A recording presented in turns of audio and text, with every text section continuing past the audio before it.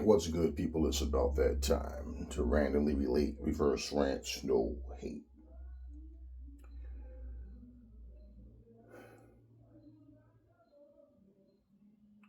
So, in this video, I want to talk about something. Once again, nothing complex, nothing hard to understand.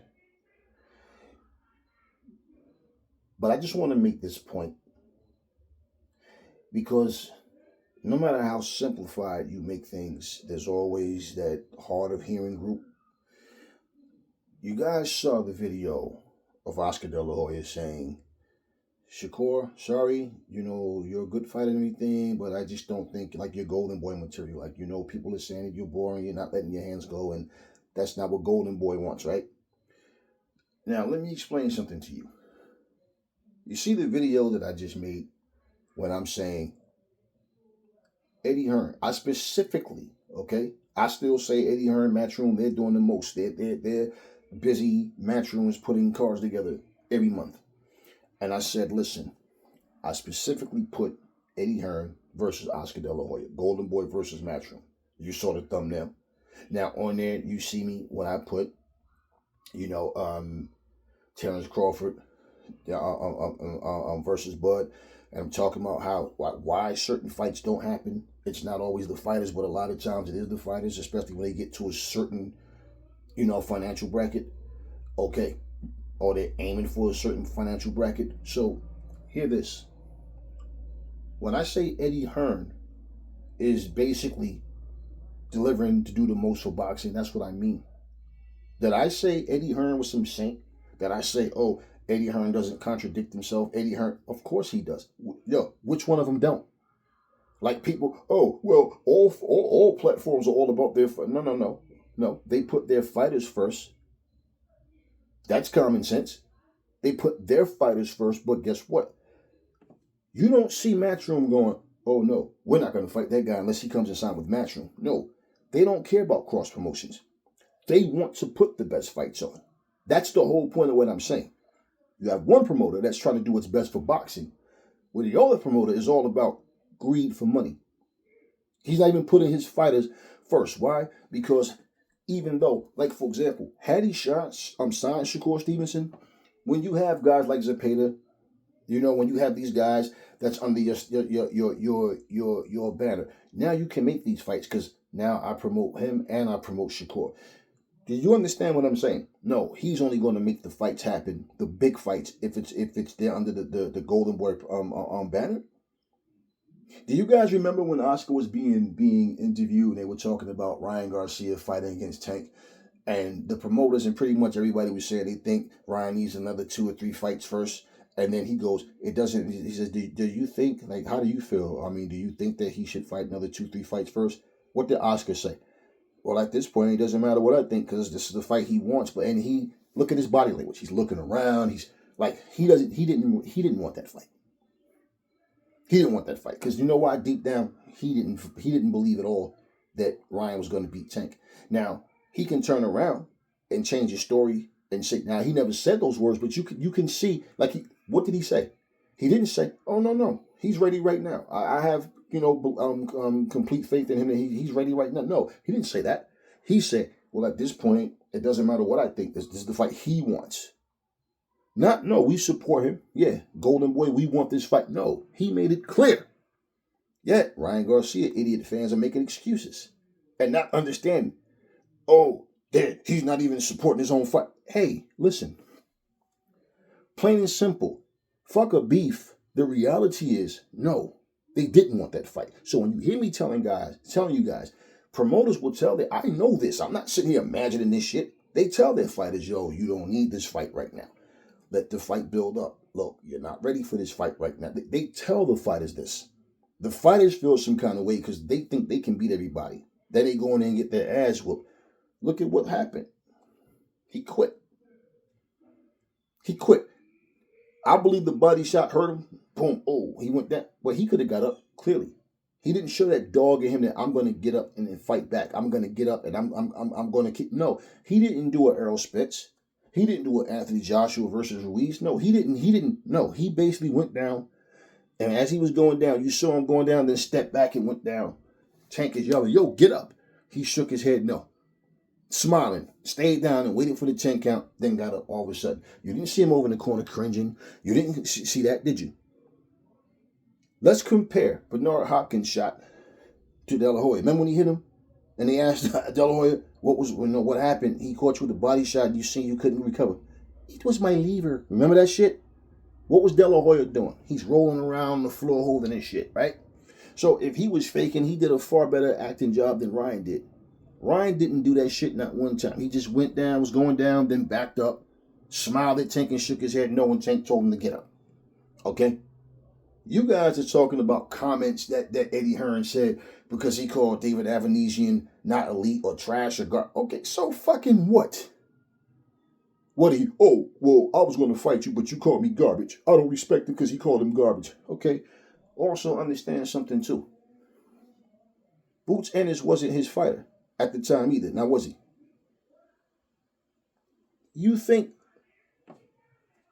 that if Bob Arum was the manager of Anthony Joshua, do you think that he'd be saying any other heavyweights could beat him? Do you think if Frank Warren was Anthony Joshua's manager and Dubois was Eddie Hearn's guy, that he'd be sitting here saying that Dubois would beat AJ?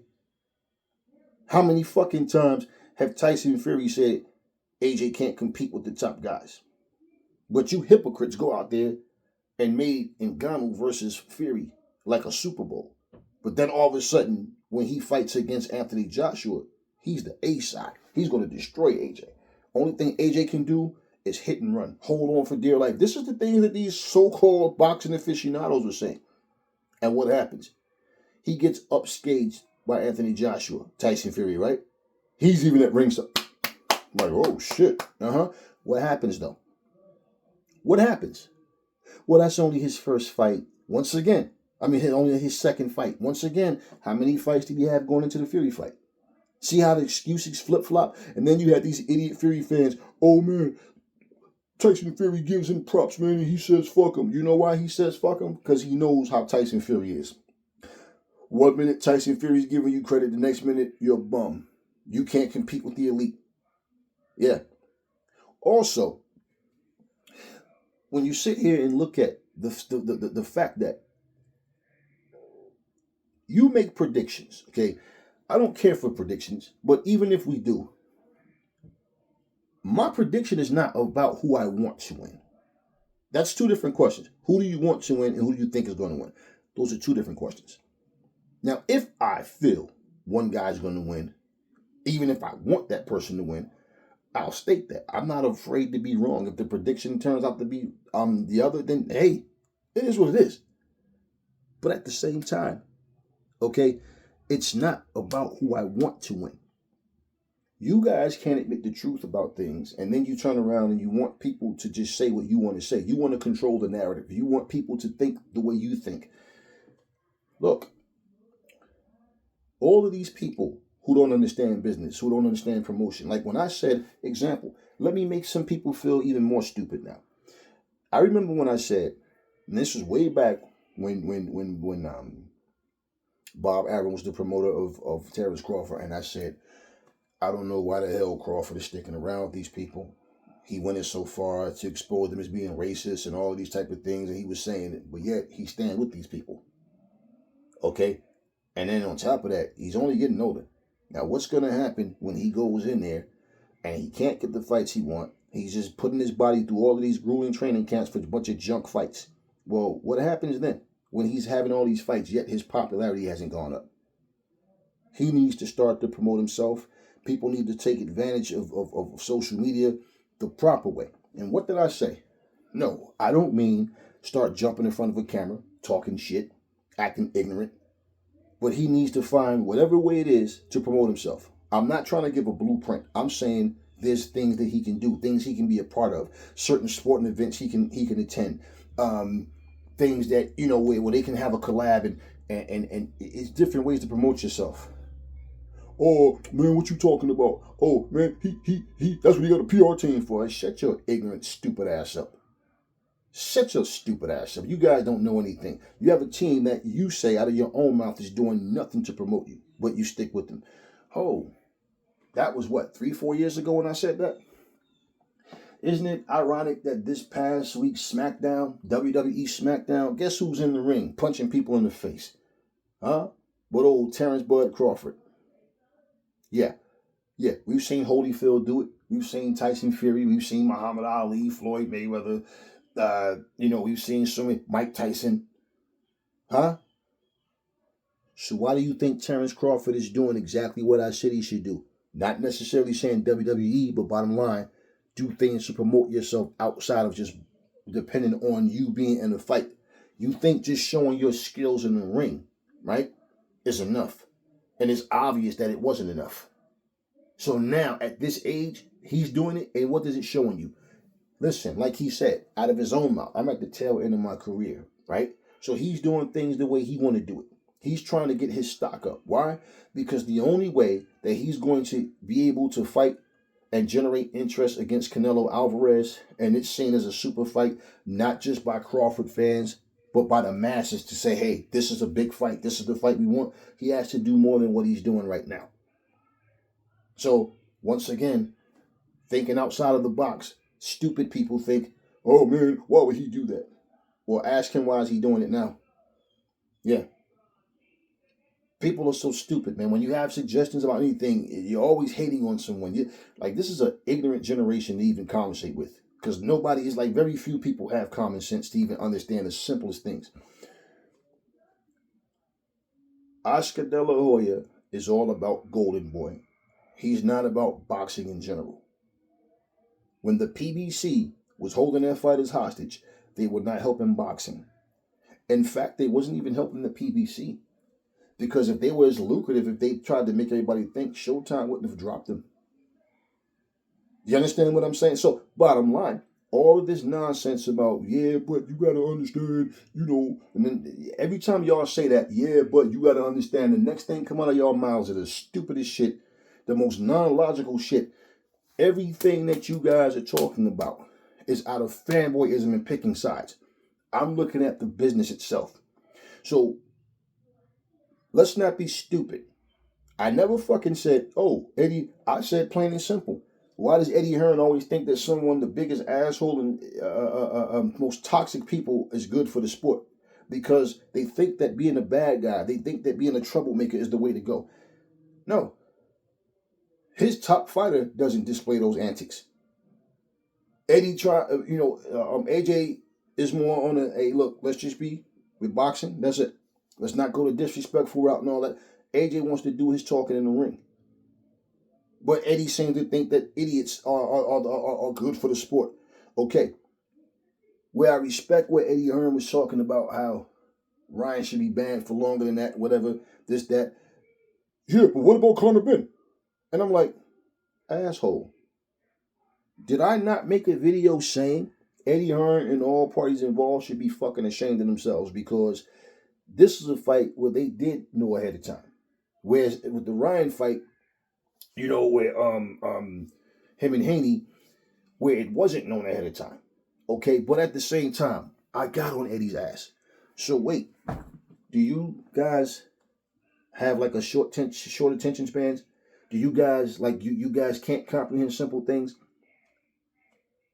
Just because someone does something stupid, because they do something that I don't agree with, they do something wrong, am I supposed to overlook what they're doing right? Not agreeing with people deliberately doing something wrong. Okay? People make bad choices, people make mistakes. Okay? Usually the bad choice is a simple thing of the mistake is getting caught. The mistake is something backfiring, but you did what you did deliberately. We're talking about two people, Eddie Hearn, Oscar De La Hoya. Matchroom in general is trying to do the most for boxing. Nobody said that Eddie Hearn is some saint that doesn't make bad decisions at times with judgment. Nobody said that. What does that have to do with what I'm talking about? You guys don't know how to stick to a topic. That's what the topic was about. And as far as Jerron and Crawford, how things could backfire for Crawford, looking at his age, and it still got more years left. Okay?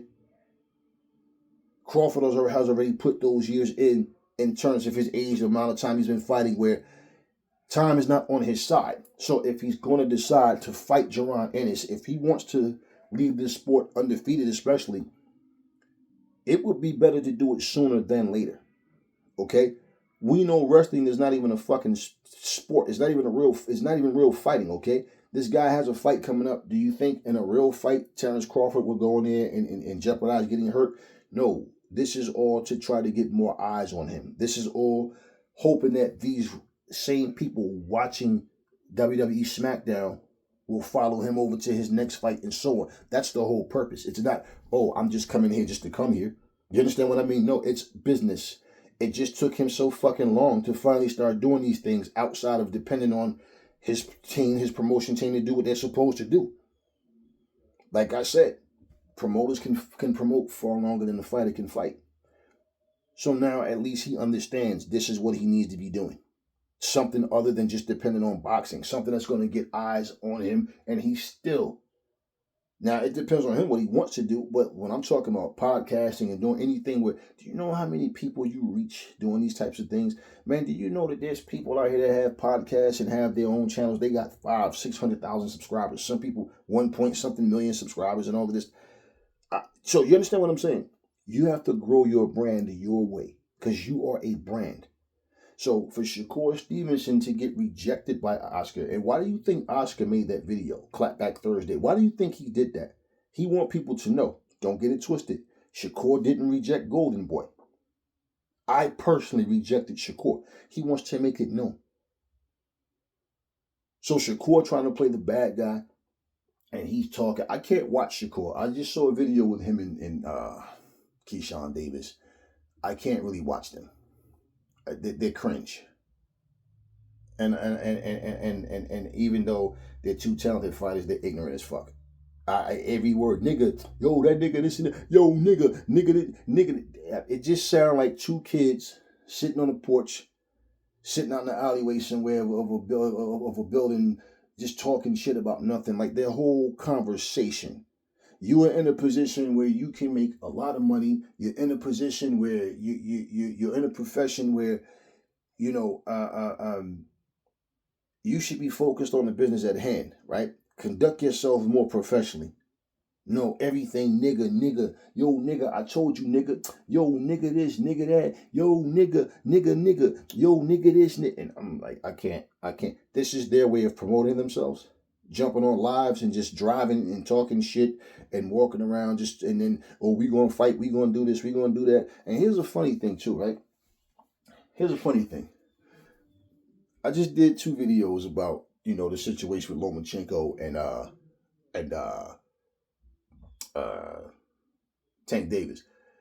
And the explanation about why the fight is not happening because Loma basically wants to spend time with his family. He's not motivated right now. It's so funny. I like how it was worded on one of the pages that's connected, where it says the same things, that Lomachenko isn't motivated right now, and you know he wants to take some time off, and he's going to kindly step aside and allow. Put that in parentheses. That word, allow Tank to fight Shakur Stevenson. First of all, Shakur Stevenson is sitting here talking about him and Keyshawn Davis, and they're talking about fighting each other. 2, Loma's not allowing Tank Davis to do anything. The only thing he's allowing is himself to walk away from this fight. He's allowing him. How he is allowing him to do what?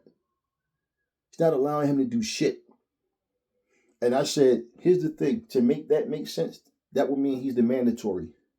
Okay? And Tank is coming to him saying, hey, listen, man, you're the mandatory. But look, I want to fight Shakur. How about we pay you some step aside money? So you'll get a big check to step aside, and then after I fight Shakur, then I'm coming back and me and you gonna fight. That would be the only way that term makes sense, that he's allowing this to happen. Because he's stepping aside and he's missing out on his opportunity to take the step. He's gonna take the step aside. but the opportunity to win, beat him, and become the A side. Otherwise, he's not allowing him to do anything. He's just allowing himself to not fight him. That's all, to fight Tank. That's all. See, the way people word things make me laugh because the public eats up bullshit, and I'm aware fully. Most people don't even care about what the truth is. They just want to be entertained. So lies entertain them. Stupidity entertains them. Okay? Yeah, and I felt the need to make this video to explain, to make myself clear, because you guys are such, honestly, there's so many petty, to the real ones out there, okay? But for you idiots out here, man, you guys come in here with the stupidest things. Yo, man, well, come on, man, Eddie Hearn said, nobody's talking about a comment. Nobody's talking, oh, so he hurt your feelings when he said that? Okay, yeah, well, that's between you and Eddie. Nobody's, how many times do they say things? For you Wilder fans out there, and he sat here and called Eddie Hearn the devil. Said AJ was buck dancing for the white man. Huh? Eddie Hearn's a snake, he's a liar. That's what you said. Then you went and joined him. And then made excuses for joining him. And here's the thing. Eddie Hearn goes, I don't rate Wilder. Now I know when he says that, he means skill for skill, Wilder sucks. We all know that. He don't rate him. He's just a devastating puncher. With the right hand, I don't even see him as a devastating puncher. He just has a good right hand. And he's fought guys that stayed down from it, but then he's fought guys that got back up. The determination is different with each person. Okay? Oh. But Eddie Hearn goes, I told you, I don't rate Wilder. But he's the team captain in this situation. This is business. Queensberry mopped the floor with Matchroom in the tournament. They swept him. So what is your point, y'all? Because a person said some words. You got people who make excuses for the words that came out of Ryan Garcia's mouth. Okay? So here's the deal. Learn to stick to topics before you comment. Learn to shut up and listen. The problem with you guys is you listen, you hear certain things, and automatically, you're ready to respond, and you don't even have the common sense. Especially if you took the time to watch all of the content, you would see, yeah, he addressed that already. Yeah, he said that. He did talk about that. You guys are just so petty with this whole tit for tat shit that you guys can't even stick to a topic and understand a grown-up adult conversation. But what about when he said, like, oh boy, are we sitting here talking about he said, she said stuff, or are we talking about the actions of what they're doing, putting cards together, giving the best versus the best? Who doesn't understand that? If one promoter sit here and openly argues with his own fighter and they go back and forth, and in this case with Ryan Garcia, he was going back and forth with Bernard and he was going back and forth with Oscar Delahoya. We know Joe Goosen and Bernard Hopkins in the past have had big beef with each other. Do you understand? So people coexist with certain things. It's just like, for example, when you say, when you hear Eddie Hearn say what he said about Wilder and Wilder say what he said about him, and they end up doing business together. Business. Here's the problem for Wilder. Wilder got his ass whooped. Eddie Hearn is going to continue to promote. Wilder's in a position where, does anybody even want to work with me now going forward after this loss to Zane? What do I have left? Where's the interest at? Where? What if he reached out to Golden Boy? What does Wilder have to offer Golden Boy at this point? But what if Oscar was to say, hey, we could make something work out, but yet he doesn't want Shakur? Imagine somebody saying, yeah, but you got to understand, Wilder's exciting. Wilder get knockouts.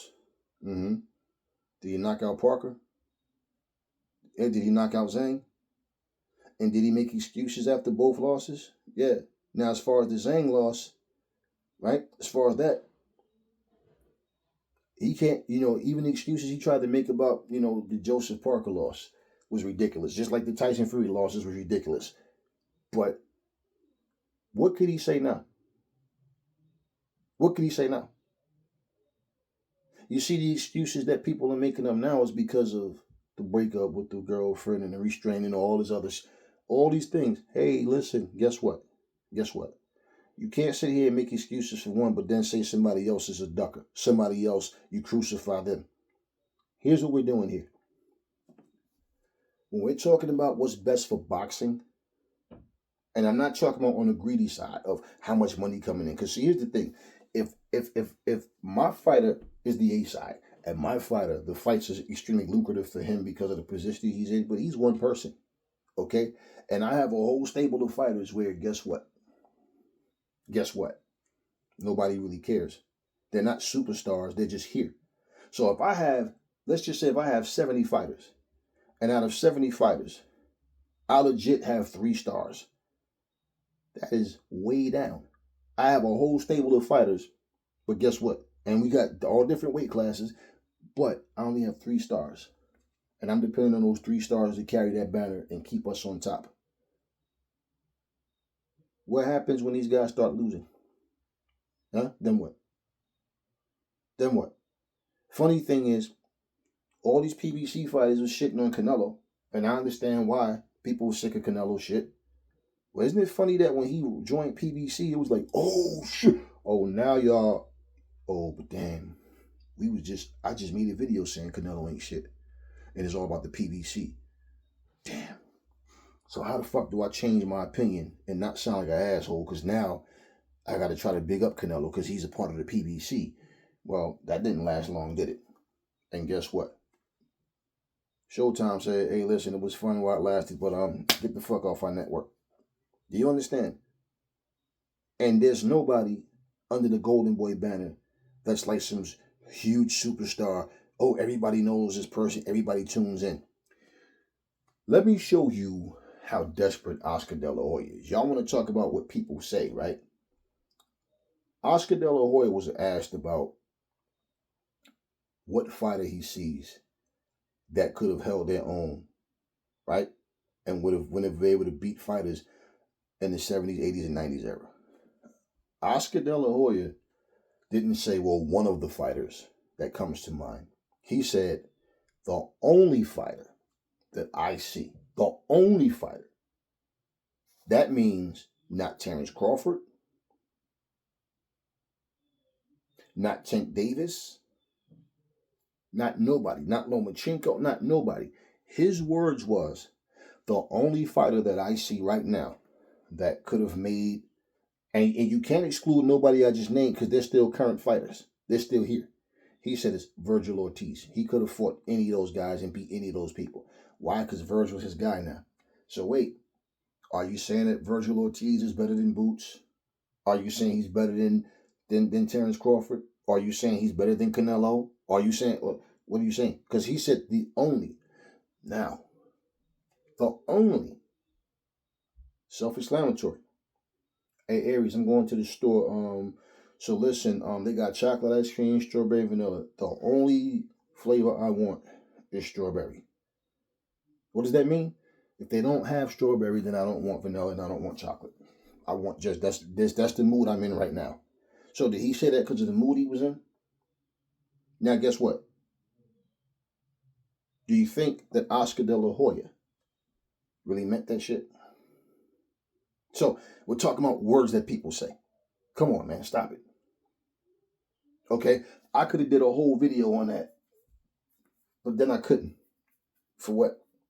I'm going to do is make a whole video because he sat here and said something that I know he's full of shit on it. But he's trying to pump up his fighter. See the problem? He's trying to pump up his guy. But yet, what's the issue about him fighting the other top guys? They have to be under Golden Boy's banner. Well, for Virgil Ortiz, the comment was made from De La Hoya. He asked a question, who do people think would win, Virgil Ortiz or what's his face? Racist Ryan. Both of them are Golden Boy. You see what I'm saying to you? Let me try to pump up this guy as much as I possibly can. I promote both, so no matter who lose, I still win. You understand what I'm saying? This is what he's trying to do. Okay? At the same fucking time, just like when Eddie Hearn was saying what Ryan is doing is disgusting, he should be banned for life. And people say, yeah, what about why you didn't have that same energy with Conor Ben? Yeah, I agree. He didn't have the same energy with Conor Ben, and I blasted him for that. So this is what I'm saying about people, though. What does one have to do with the other? Yeah, he's being a hypocrite. Yep, that's exactly what he was doing. What the fuck? What the fuck does that have to do with me saying one promoter is trying to put the best fights on to entertain the public, get their money's worth, and help build fighter legacies, while one other guy is solely about his promotion? It's not about legacy and all that other shit. It's all about money. What did he tell racist Ryan, Oscar Delahoya? What did he tell him? He told him, I got some other things that you can do during your suspension, some other business ventures that, Why none of y'all saying, nah, you should want that motherfucker banned for life? Because you said y'all don't deal with racism and all that. That motherfucker talking about bringing up a dead man so he can kill his nigga again. He completely went off. And y'all making excuses about drinking and want to see him get help. No. See, when Jarrell Miller got banned, everybody was like, hell yeah, fuck that motherfucker. See how easy it was for people to hate on Jarrell Miller and say that he should be banned for life? And he got 4 fucking years. Now with the cheating and all that, and then on top of that, he's doing all this racist shit and all, and somehow, and even vandalizing a fucking hotel. Then he does this shit that he does to the mother of his children. You know where you work at, if you did those same things. Right now where you work at, if your job got word that you did some shit like that, they'd fire your ass, especially if it made the news. Why? You make our company look bad. You represent us. So my point, we can sit here and talk about what somebody said or did. Well, you're so busy trying to keep a racist motherfucker afloat and hoping that when he come back, his star power goes up, because now it's like, let's see what he looks like after this little bullshit year. I got some more to say. I got a video that's deep as fuck that I'm about to put out as soon as I finish with this one, because it's facts. It's deep, and it's like people try to camouflage things, and I'm gonna save that one for the next one. But pretty much this is where we were going with this, man. Nobody's sitting up here trying to make poster boys and saints out of these people. Like, yeah, Eddie Hearn has said a whole lot of shit I don't agree with, but I agree with his judgment on boxing and the movement far more than I do with Oscar and the rest of these other promoters. Plain and simple. So just because I agree with what he's doing, and I feel like Matchroom is putting on the best fights, they're more consistent with everything, that means I gotta sit up here and fucking, like, what we're talking about specific situation. If the conversation was about contradictions, I can sit up here and we can go and pull up many contradictions that all of them have said. That's not the fucking topic of the video. And this is what I'm saying. Like, you grown people, you hear me speak and say what I say, but somehow you come up with the dumbest fucking responses. Plain and simple, that's where we're going with this. And when you look at what's best for boxing, when you hear that, it's always going to be the money first. They need the fighters to be healthy so they can go in and deliver. But it's all about the money. That's all they care about. So this is where you're going to have certain people that care about more than just the money. Is always the money, but they have an equal interest in legacy and understanding. I don't have to give a fuck about these people personally, but guess what? I know that if the fans are happy, that's what's going to keep them coming back. Not because I have one fighter that he can go in there and we can put a bullshit card together, and then all of a sudden he's still going to get paid, but we're struggling as a company. Do you understand that? So bottom line, people were saying, yo, PBC going broke because of Tank, or they going broke, yo, Floyd and them doing all these things that people would say. And I'm like, yo, I'm not for it. I wasn't supporting when Floyd and was trying to do this in-house shit. I understood what they were doing, and I know, yeah, other companies are doing the same thing. My question to all of you then was, it's funny because, yeah, I agree. I don't like what Floyd and them is doing, but why y'all not saying this about the other companies doing the same thing? And you know who wasn't doing it? Matchroom. So once again, it's like, yeah, you got these Johnny-come-latelys that come into your comment section that end up saying the wrong shit all the time. We're not here to talk about what someone said. That's not what this video is about. You know, and that's just no different. Just like I said before, if one person sits here and say, like example, when we was comparing what Errol Spence said to what Crawford said, people completely flipped everything. Out of the mouth of Errol Spence, what did he say about the rematch? Oh, definitely, I want the rematch, but hopefully at 154. Nobody said Crawford had to fight him at 154. That was up to Crawford. That was up to Crawford. Okay? That was up to Crawford. But guess what? Crawford says, oh, definitely, we could make it at 154. It's no problem. That's what he said. And he also said, yeah, I mean, it's hard for me to make 147 too. So, okay. But then he turned around and he said, nope, 147 or nothing. That's not a contradiction. It's called, he changed his mind, right? But so you see what I'm saying? No, man, he don't have to fight him at 150. No, he don't. But he said that it's no problem he would. So why did he change his mind? So if you're gonna go to bat for Crawford and say that, that means if Errol Spence would have said the same shit, you wouldn't have the same attitude though. It would be, oh man, he said he'd fight him at 150. You see, you guys clearly take sides. That's what you're doing. That's all. That's all. And the difference with that is, no, he didn't have to fight him at 154. Errol Spence is saying, yeah, I want the rematch, but at 154. Then the dummy is going, oh, he don't want the rematch because he know Crawford not going to go up. Wait a minute. Y'all the same fucking people that was saying Shields was ducking little ass Baumgartner because she didn't decide to take up on her offer at 147. Oh man, she can fight in MMA. Oh, please shut up. One has nothing to do with the other. And then principles are not involved, right? Everything is always, let's flip flop with, no, she can do bullshit or he can do bullshit, but they just can't do the same thing because we don't like them. Fuck them. It's like you guys are just a bunch of childish morons, man. You just say the dumbest shit. The real ones out there understand it. We converse about these things, but you always got these people that come in your comment section with the stupidity. Don't know what the fuck they're talking about. They're just being biased. This being said, it was never about who I like better, who I like or want to see more. Hell, when Turkey Ali Sheik put cards together, he's made it clear who he likes. He wanted AJ. What did he say? He didn't say I don't like the fight between AJ and Ngannou. He didn't say that.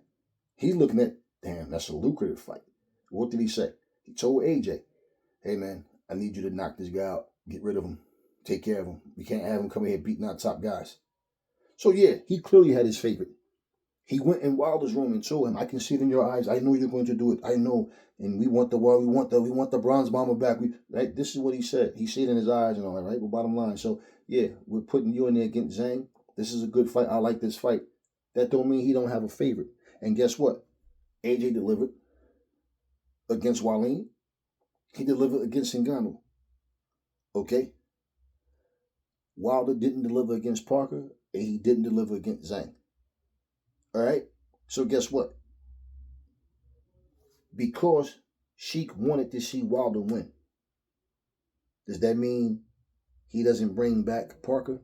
Does that mean he doesn't bring back Zhang? Because, well, y'all beat Wilder and I don't like. So if he thought like y'all, then he would be doing nothing any different from these other promotions that's putting junk fights together with one main event, where we just had Shakur Stevenson in the main event in his last fight, and you had undercard fights that was better than the main event. So what would Sheik be doing any different if he was showing favoritism? If he had the Oscar De La Hoya mentality? No. And notice, Oscar's not working with Sheik. So he goes in that same video, well, there's been a rumor that Sheik is going to buy up all the companies and take over boxing. Don't believe anything you hear, because guess what? I haven't been approached yet. Oh, okay. Here's the deal. I don't know all that takeover boxing, whatever. I don't know. I don't care about all that goofy shit. But I'll tell you what. You cannot compare the cards that Golden Boy put on to the ones that we get with Sheik and them. In fact, Matchroom is the closest thing you'll get, but at the same time, no, it's not like everybody is a superstar. But they make the best effort to try to put the best cards together. Bottom line. And you can't deny that shit. You can deny all you want, but the facts are the facts, and you can look at who's who. These guys are trying to make the best happen. And isn't it ironic that out of everybody, you don't see Oscar doing business with the Saudis, right? What did he say? Talk about he hasn't been approached. Yeah, that's why. Eddie Hearn, Frank Warren, they're on board. Now, if we look at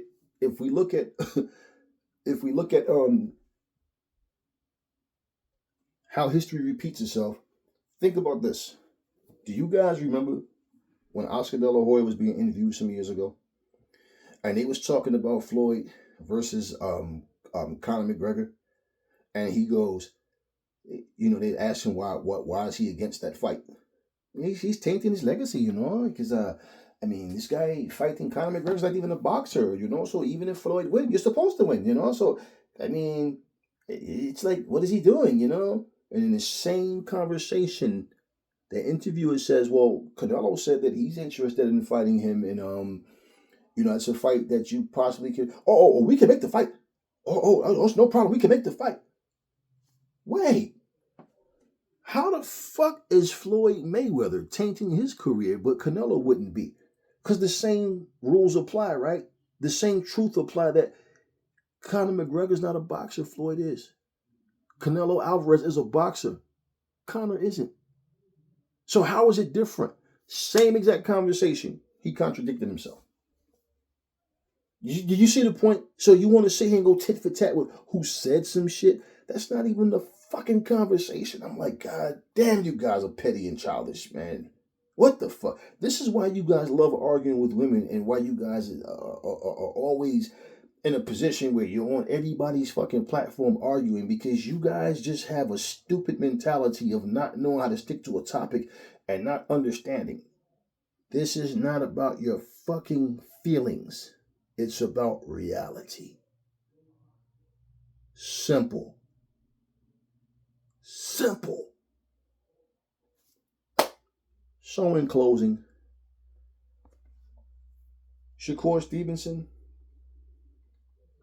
him and Keyshawn Davis is claiming they want to fight each other.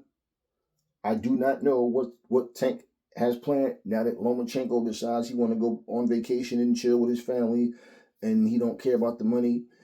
So debunk all that fake ass 40 million bullshit y'all talking. But we don't know. I've heard nothing else, and we'll see where things go from here. So now the focus on the follow-up video to this video will be what's next for Tank, and what is going on. Where is there going to be anything with Shakur Stevenson and Keyshawn Davis? And I say that, and why I connect it is because, for one, well, when I seen that little piece that said Lomachenko stepping aside, kindly stepping aside, so Tank can fight Shakur. Well, did Shakur choose Keyshawn Davis over Tank? You understand what I mean? Because the truth of the matter is, Tank need to be fighting one of them.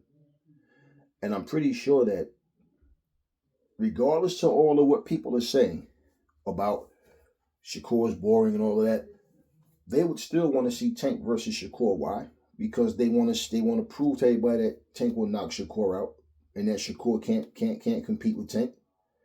And then two, nobody really feels like Keyshawn Davis is ready for Tank. But now I am seeing comments, a lot of them, where people are saying Keyshawn Davis will knock out Shakur Stevenson. So this is why I'm combining that to tie these situations in. So this is what I'm looking to do a follow-up video about. Now, this shit will be sporadically. That doesn't mean I do a video right away. Do you understand what I'm saying? So I'm not going to label that video part 2 to this. But I'm saying this so you guys can pay attention. Why? Because like I said, you make a video this week, the following week, 2 weeks later, you make another video, and there's things from this video that's going to carry me to that one. Because you always have somebody that see your shit for the first time, like I said, and start running their mouth, not understanding why you're saying what you're saying and where everything is coming from. And I'm not going to remember every detail of this video to go into the next video to start off to say, remember when I made that? You understand what I'm saying? I'm not going to do that. So keep up. Keep up. Anyway, talk in the comment section. Never fall in love with lies. Remember, the truth brings hate out of people. And I will catch y'all on the next video.